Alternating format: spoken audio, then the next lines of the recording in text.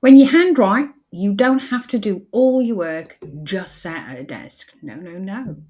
You can find the most comfortable, most relaxing place within your home or a garden or out in the local park with a nice table.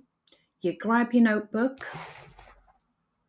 you grab a pen, some pencils, you go sit, you pop some music on, grab a coffee, you just write. Write down your ideas.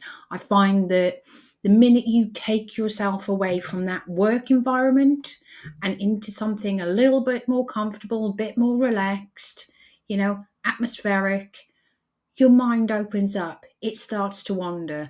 Ideas come to you. Grab a pencil, plain paper, write everything down, brainstorm. Next thing you know, you've got a plan for the entire week, content, tasks, people to contact, ideas for videos and written content. It's wonderful. Give it a go. Take an hour, step away from your work desk, go and sit somewhere comfy, whack some music on, pour yourself a glass of G and T, and write by hand.